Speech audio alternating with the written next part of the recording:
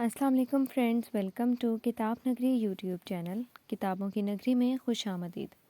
میں ہوں آپ کی ہوسٹ اقرا یاسین، اور آج میں آپ کے لیے لے کر آئی ہوں زہرا فروخ حسن کے قلم سے تحریر کردہ ناول درد دل کی تو دوا کی ایپیسوڈ نمبر 64 کو لے کر۔ لیکن اس ایپیسوڈ سے پہلے جلدی سے کیجیے چینل کو سبسکرائب، ویڈیو کو لائک اور کلک کر دیجیے بیل آئکن کو۔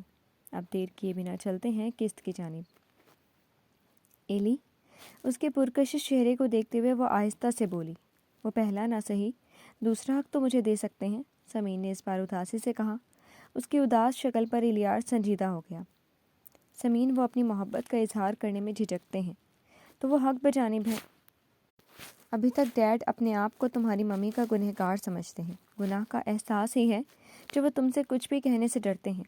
اب بھی اپنے آپ کو نوشی آنٹی کی بد دعا کے گھیرے میں محسوس کرتے ہیں، اور ان کو صرف تم اس شرمندگی، اس ڈر سے، اس احساس گناہ کے احساسات سے نکال سکتی ہو۔ وہ نوشی آنٹی کی گنہگار ہیں، سمین، تمہارے نہیں جو تم ان کی پہل کے منتظر ہو۔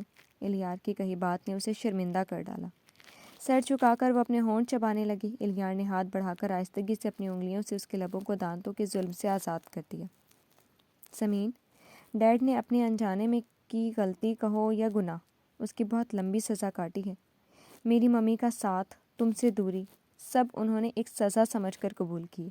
کیا تم اب ان کی سزا ختم نہیں کرنا چاہتی؟ تم نہیں چاہتی ان کو اس عذاب سے چھٹکارا مل جائے؟ الیار بہت ہی امید سے اسے دیکھ رہا تھا۔ سمین سر اٹھائے ایک یکٹک اسے چپ سی دیکھ رہی تھی۔ انہوں نے کیا کچھ نہیں کیا ہم دونوں کے لیے؟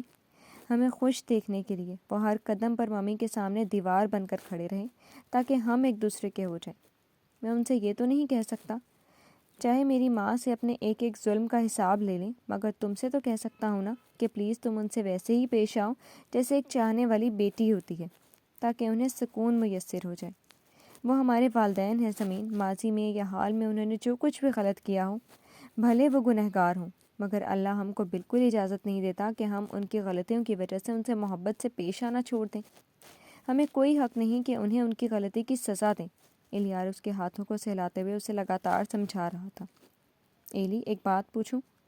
سمین نے آہستہ سے جھجکتے ہوئے اس کی محبت پر سے پرروشن چہرے کو دیکھا تھا۔ پوچھو؟ وہ نرمی سے مسکرایا۔ کیا تم اپنی ممی کو معاف کر سکتے ہو؟ ابھی تک تم نے ان کا کوئی ذکر نہیں کیا، نہ اس دن کے بعد سے ان سے ملنے کی یا بات کرنے کی کوشش کی۔ سمین کے دل میں بہت دن سے یہ سوال مچل رہا تھا۔ الیار کی اپنی ممی سے والہانہ لگاؤ تھا، کیا وہ رہ سکتا تھا ان کے بغیر؟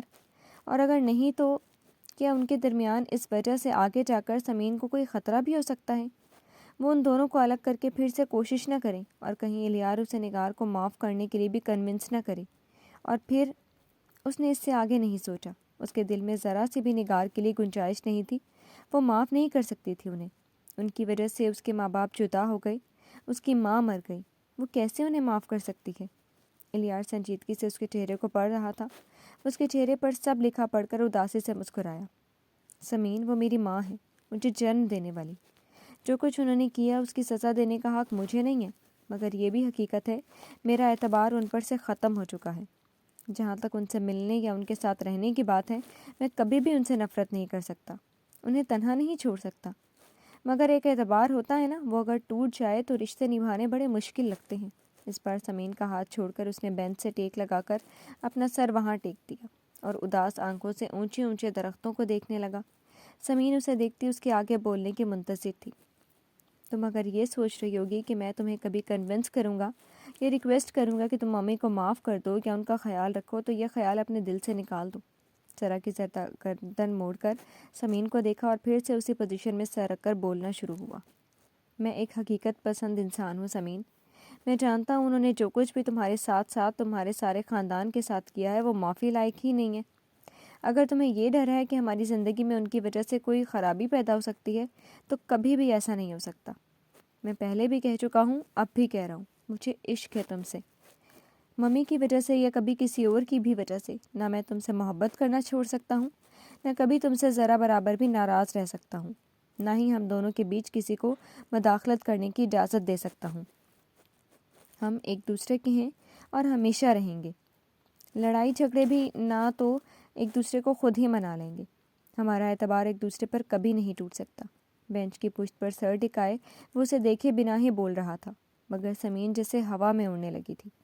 الیار کی محبت اس کے لیے دنیا بھر کے خزانے سے بھی بڑھ کر تھی۔ اس کی محبت انمول تھی۔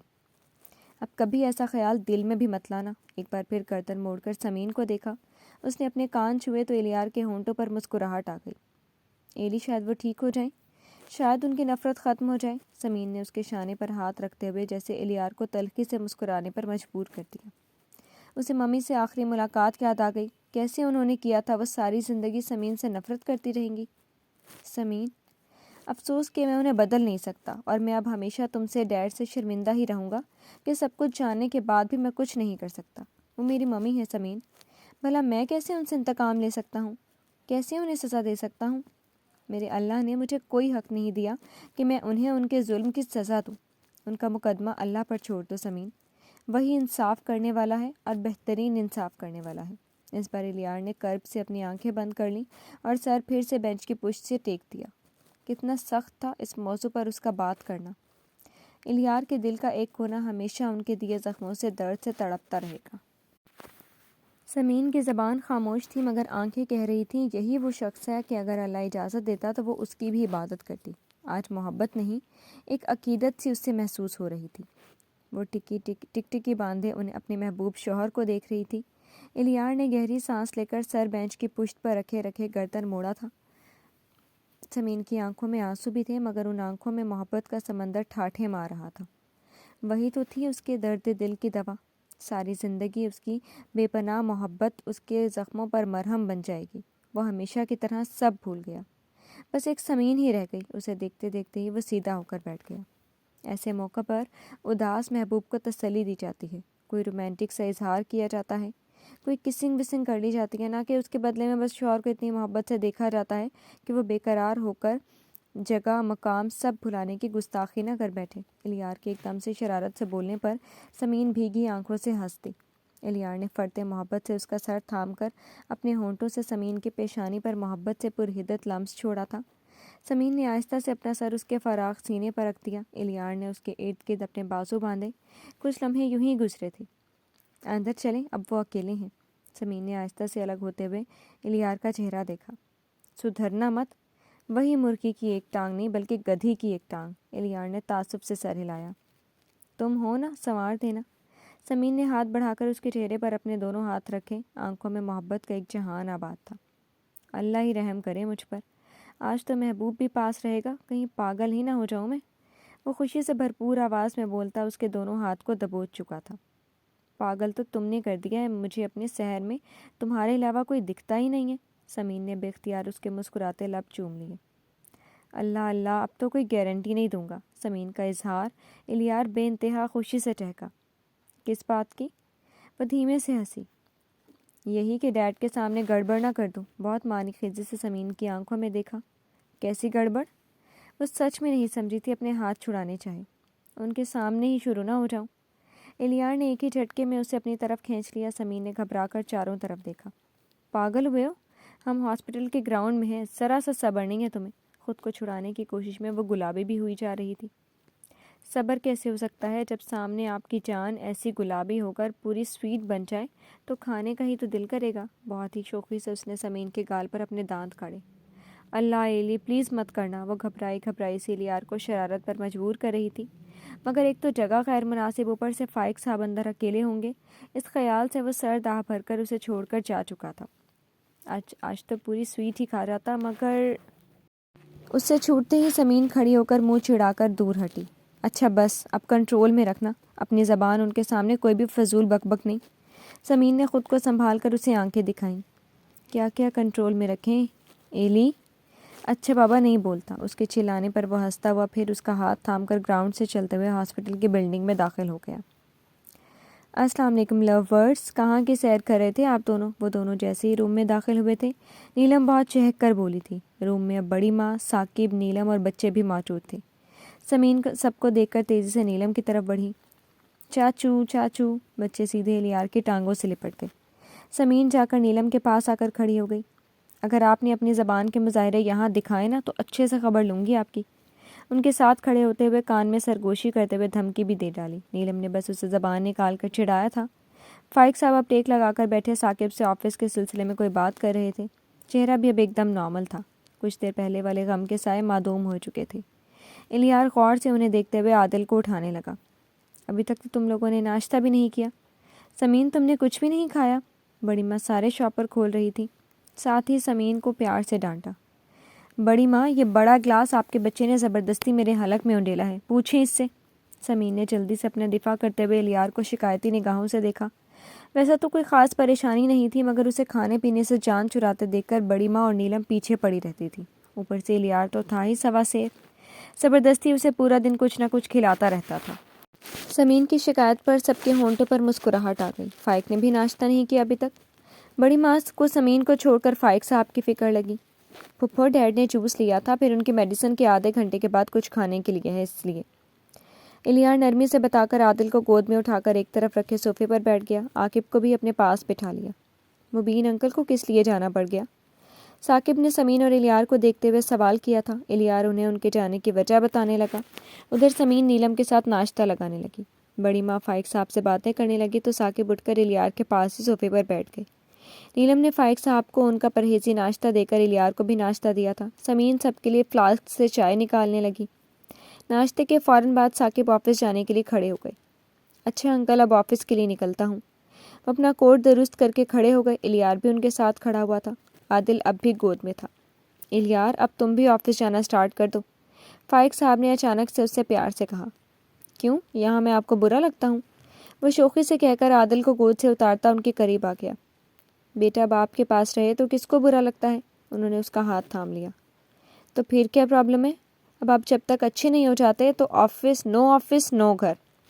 الیار ان کے قریب ہی بیڈ پر ٹک گیا۔ بھائی تو ہیں ہی، وہ سب سنبھال لیں گے فی الحال۔ الیار نے سامنے کھڑے ثاقب کو دیکھا۔ جی انکل، آپ بس جلدی سے اچھے ہو جائیں اور آفس آئیں۔ ثاقب نے خلوص سے دل سے دعا کرتے ہوئے جھک کر ان کا شانہ چھوا۔ وہ اس کے ہاتھ کو تھپک کر مسکرائے۔ ہاں، جلد سے جلد تم اچھے ہو کر گھر آؤ فائق۔ بڑا سونا سونا لگتا ہے گھر تم دونوں کے بنا، اس بار بڑی ماں نے بھی کہا تھا۔ ہاں، پھر ہم ایک بہت بڑا فنکشن رکھیں گے اور اس میں سمین اور ایلی کے گھر آنے والے نئے مہمان کی خوشی کا سیلیبریشن، ساتھ ہی ان کی رخصتی۔ عادت کے مطابق نیلم نے چہک کر سب کو ہنسنے پر مجبور کر دیا۔ یہ آپ کو بار بار میری رخصتی کا خیال کیوں آ جاتا ہے؟ سمین نے جل کر کہا۔ ایک رسم بچی ہے نا؟ نیلم نے الیار کو دیکھ کر آنکھ ماری۔ ہاں، لوٹنے والی۔ وہ منہ بناتا اٹھ کھڑا ہوا۔ ٹھیک ہے انکل اور بڑی ماں، آپ کا کیا خیال ہے؟ پھر سے اچھے سے فنکشن کے بعد ان دونوں کی رخصتی کر کے ہنی مون پر نہ بھیج دیا جائے؟ اس بار ثاقب نے ساتھ آ کھڑے الیار کے شانے پر ہاتھ مار کر شوخی دکھائی۔ نیکی اور پوچھ پوچھ؟ الیار کی تو دلی مراد پورے ہونے والی تھی۔ سمین نے بس خاموشی سے آنکھیں دکھائیں۔ ایلی کی تو دلی مراد برائی ہے، نیلم نے چڑھانے کے لیے کہا تھا۔ اسے آنکھیں مٹکاتے دیکھ کر فائق صاحب کو ہنسی آ گئی۔ انہیں ہنستے دیکھ کر بڑی ماں کو دلی سکون ملا تھا۔ اللہ کا کرم ہے، سب ٹھیک ہو گیا اب۔ بڑی ماں نے پیار سے الیار کے بازو پکڑے تو اس نے انہیں فوراً اپنے بازوؤں میں بھر لیا۔ جی آپا، میرا بیٹا خوش ہے اور مجھے کچھ نہیں چاہیے۔ سب دیکھتے اور سب سنتے فائق صاحب بھی بہت پرسکون ہو چکے تھے۔ بس بیٹا ہی بابا، سمین اچانک ہی بولی تو سب کے سب ایک دم سے چپ ہو گئے۔ فائق صاحب نے چونک کر سمین کو دیکھا۔ انجانے میں ہی صحیح، کیا اس نے انہیں بابا بولا تھا یا انہیں دھوکا ہوا ہے؟ ان کا دل زور سے دھڑکا۔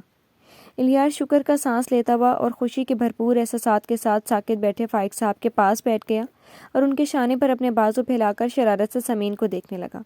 جو میرا ہے اس پر حق جتانا کیسا؟ ڈیڈ تو پہلے ہی میرے ہیں۔ آف کورس انہیں بیٹی سے زیادہ بیٹے کی فکر ہونی ہے۔ اس نے فائق صاحب کے چہرے کی طرف دیکھتے ہوئے سمین کو چھیڑا تاکہ وہ پھر سے وہی لفظ کہے جو ان کے دل کی خواہش تھی۔ جی نہیں، بیٹیوں کا پہلا حق ہوتا ہے بابا پر، اس لیے میرے بابا پر بس پہلا حق میرا ہے۔ کیوں بابا، آپ صرف میرے بابا ہیں نا، میرے پیارے بابا۔ سمین آنکھوں میں آنسو لیے اور معصومیت سے بولتی بالکل ان کے ساتھ بیٹھ گئی۔ فائق صاحب نے اپنی آنکھیں بند کر کے دوبارہ کھولی۔ یہ کوئی خواب نہیں تھا، ان کی بیٹی، ان کی نوشی کی نشانی آج انہیں بابا کہہ کر مخاطب کر رہی ہے۔ فائق، آج اپنی ساری محرومیاں دور کر لو۔ آج ساری سزائیں معاف ہو گئی ہیں۔ آج عذابوں کے بوجھ سے تم آزاد ہو گئے ہو۔ بڑھو اور اپنی بیٹی کو سینے سے لگا لو۔ جیسے نوشی نے چپکے سے ان کے کانوں میں صدا دی تھی، ان کا دل جیسے بند ہونے لگا تھا۔ الیار نے ان کے شانوں پر اپنے بازو ہٹا لیا اور ان کے پاس سے اٹھ گیا۔ انہوں نے کانپتے ہاتھوں سے بڑھ کر سمین کا چہرہ اپنے ہاتھوں میں تھام لیا اور پھر برسوں کی خواہش دل سے نکلی تھی۔ انہوں نے اپنا چہرہ بڑھایا، سمین کے پیشانی پر اپنے لب رکھے۔ کتنے ہی آنسو باپ بیٹی کے چہرے کو بھگوتے چلے گئے تھے۔ سمین کے دل میں یہاں سے وہاں تک ایسا سکون اترا تھا جیسے کبھی اس نے محسوس ہی نہیں کیا تھا۔ سچ تو یہ ہے کہ واقعی ماں باپ کی محبتوں کے آگے دنیا کی ساری محبت پھیکی ہے۔ سمین، میری بچی، میری نوشی کی نشانی۔ انہوں نے ایک دم سے تڑپ کر اسے سینے سے لگا لیا۔ پھر برسوں کا غبار آنسوؤں کے ساتھ بہنے لگا تھا۔ اتنی دیر سے کھڑے سب دیکھتے وہاں موجود سب کے ہونٹوں پر مسکراہٹ بھی تھی اور آنکھوں میں آنسو بھی۔ مجھے معاف کر دو میری بچی، میں نے بڑا ظلم کیا تم پر بھی، میں تمہارا گنہگار ہوں، وہ روتے ہوئے اسے سینے سے لگائے کہتے جا رہے تھے۔ سمین تڑپ کر ان کے سینے سے الگ ہوئی۔ آپ میرے گنہگار نہیں ہیں بابا، آپ نے تو ہمیشہ مجھ سے محبت کی ہے، میری حفاظت کی، آپ میرے بہت اچھے بابا ہیں، بہت ہی اچھے۔ ان کے آنسو اپنی ہتھیلی سے صاف کرتی وہ محبت سے بول رہی تھی۔ فائق صاحب اس کے ہاتھ تھام کر اس پر اپنا سر جھکا کر پھر سے روئے تھے۔ بس کرو فائق، سنبھالو خود کو، حد کرتے ہو، بچوں کی طرح رو رہے ہو۔ بڑی ماں نے آگے بڑھ کر ان کی پشت پر نرمی سے ہاتھ رکھ کر تھپکی دی۔ وہ یوں ہی سمین کے ہاتھ پر سر رکھے روتے رہے تھے۔ ان کا دل قابو میں ہی نہیں آ رہا تھا۔ ان کی حالت سے سب کی آنکھیں آنسو بہا رہی تھیں۔ بابا پلیز مت روئیں، سمین روتے ہوئے انہیں تکلیف میں دیکھ رہی تھی۔ الیار بھیگی آنکھوں دیکھتے پوچھتے قدم قدم چل کر دوسری طرف سے آ کر ان کے قریب بیڈ پر بیٹھ گیا۔ ڈیڈ، سب ٹھیک ہو گیا اب۔ ان کے دونوں شانے تھام کر ان کا جھکا سر اٹھایا تھا۔ فائق صاحب نے سمین کے ہاتھ چھوڑ کر اپنے آنسو صاف کر لیے۔ ثاقب نے فوراً بڑھ کر پانی کا بھرا گلاس اٹھایا اور لا کر فائق کے ہاتھ میں تھما دیا۔ انہوں نے بغیر کسی کی طرف دیکھتے ہوئے ان کے ہاتھ سے گلاس تھام لیا۔ پانی پی کر واقعی ان کے دل کو کچھ راحت ملی تھی۔ سمین نے خالی گلاس ان کے ہاتھ سے لیا۔ ڈیڈ، پاس بیٹھے الیار نے ان کا چہرہ چھوا۔ ٹھیک ہوں میں، پریشان مت ہو۔ اپنے قریب بیٹھے الیار کے شانے پر اپنے بازو پھیلا کر انہوں نے اسے اپنے شانے سے لگا لیا۔